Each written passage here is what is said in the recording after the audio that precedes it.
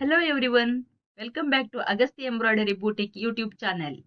This is Wilcom tutorial number 14 in our beginner series. In today's video, we will learn about object properties. Don't worry, I will explain everything slowly and simply. Let's begin. First, I select the design object. Now, look at the right side of the screen. This box is called object properties.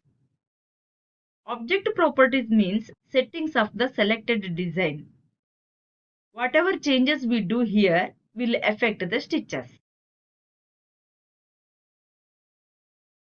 Now focus here. This is a stitch type. Here it shows satin stitch based on the object we select. Next is spacing or density. Density means how close the stitches are. For beginners, default settings are good. No need to change anything now. Just understand where the settings are. Please remember, first draw the shape. Next, select the object. Then check object properties. Don't change settings randomly. Practice first. Confidence will come step by step.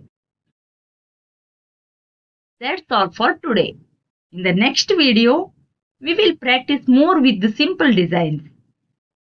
If this video is helpful, please like, share and subscribe. Thank you for watching. See you in the next tutorial.